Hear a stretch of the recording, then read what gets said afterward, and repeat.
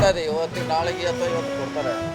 ಒಮ್ಮೆ ನಮಗೂ ಸ್ಟಡಿ ಮಾಡ್ಕೊಂಡು ಬರ್ಲಿಕ್ಕೆ ಹೇಳಿದ್ದಾರೆ. 17 ತಾರೀಕು ಅದ್ರ ಬಗ್ಗೆ ಅಂತಿಮವಾಗಿ ತೀರ್ಮಾನ ಆಗಬೇಕಾಗಿದೆ, 17ಕ್ಕೆ ಕ್ಯಾಬಿನೆಟ್ನಲ್ಲಿ. ಸೊ ನೋಡೋಣ ಏನಿದೆ, ನಮಗೂ ಗೊತ್ತಿಲ್ಲ, ಸ್ಟಡಿ ಮಾಡ್ತೀವಿ. ಸೊ ಇಂಟರ್ ಕ್ಯಾಬಿನೆಟ್ ಡಿಸಿಷನ್ ಆದಮೇಲೆ ಮುಂದೆ ಏನು ಮಾಡಬೇಕು ಅನ್ನೋ ಪ್ರಶ್ನೆ. ಸೊ ಅಲ್ಲಿವರೆಗೆ ಕಾಯಬೇಕಷ್ಟೇ. ಸ್ವಾಮೀಜಿಗಳೆಲ್ಲ ವಿರೋಧ ವಿಚಾರದಲ್ಲಿ ಮೊದಲು ಕೂಡ ಅಧ್ಯಯನ ಮಾಡ್ಕೊಂಡು ಬಂದಿದ್ದಾರೆ.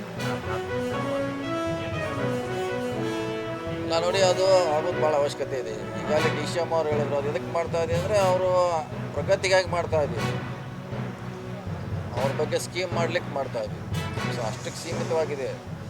ಅವ್ರು ಹೇಳಿದಂಗೆ ಜಾತಿ ಜನಗಣತಿ ಮಾಡೋದು ಈ ಸಾರಿ ಸೆಂಟ್ರಲ್ನವ್ರು ಸ್ಟಾರ್ಟ್ ಮಾಡ್ತಾ ಇದ್ದಾರೆ ಈ ವರ್ಷ ಬಹುಶಃ. ಸೊ ಹೀಗಾಗಿ ಅದನ್ನು ಮಾಡುವಂಥ ಅಧಿಕಾರ ನಮಗಿಲ್ಲ. ಸೊ ನಾವು ಮಾಡಿದ್ದು ಸ್ಥಿತಿಗತಿ ಮಾಡ್ತೀವಿ, ಜನರ ಸ್ಥಿತಿಗತಿ ಅಧ್ಯಯನ ಮಾಡ್ತೀವಿ. ಮನೆ ಹೆಂಗಿದೆ, ಯಾವ ರೀತಿ ಮನೆ ಕ್ಯಾಟಗರಿ ವೈಸು, ಅವರಲ್ಲಿ ಮನೆಯಲ್ಲಿ ಏನು ವ್ಯವಸ್ಥೆ ಇದೆ, ಸುವ್ಯವಸ್ಥೆಗಳಿದೆ ಅಂತ ಆ ಸ್ಟಡಿ ಮಾಡಿದ್ದೀವಿ.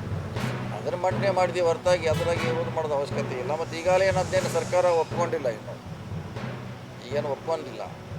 ಮತ್ತು ಕ್ಯಾಬಿನೆಟಲ್ಲಿ ಎಲ್ಲ ಸಮುದಾಯದ ಸಚಿವರಿದ್ದಾರೆ, ಶಾಸಕರಿದ್ದಾರೆ. ಆ ಸಿ ಎಮ್ ಅವ್ರಿಗೂ ಇವತ್ತು ಕೂಡ ಮೊನ್ನೆ ಕೂಡ ಹೇಳಿದ್ದೆ ಬೆಂಗಳೂರಲ್ಲಿ, ಇವತ್ತು ವಿನಂತಿ ಮಾಡಿಕೊಳ್ತೀವಿ, ಒಂದು 3 ದಿವಸ ಸದನ ಕರಿಬೇಕು, ಸದನದಲ್ಲಿ ಚರ್ಚೆ ಆಗಬೇಕು. ನರೇಂದ್ರ ಮೋದಿಯವರು ಬಂದಾಗ ಎಷ್ಟು ಸಾಲ ಇತ್ತು ಅಂತ ದೇಶದ ಮೇಲೆ 53,11,000 ಕೋಟಿ. 10 ವರ್ಷದಲ್ಲಿ ಎಷ್ಟಾಯಿತು ಗೊತ್ತಾ? 200 ಲಕ್ಷ ಕೋಟಿ. ಸ್ವಾತಂತ್ರ್ಯ ಬಂತವಿಂದ 53,11,000 ಕೋಟಿ. ಇವ್ರು ಬಂದ ಮೇಲೆ 200 ಲಕ್ಷ ಕೋಟಿ, 4 ಪಟ್ಟು ಜಾಸ್ತಿ ಆಯಿತು. ಯಾರು ಅದಕ್ಕೆ ಕಾರಣ? ದೇಶದ ಮೇಲೆ ಸಾಲ ಜಾಸ್ತಿ ಆಗ್ಬೇಕಾದ್ರೆ ಯಾರು ಕಾರಣ?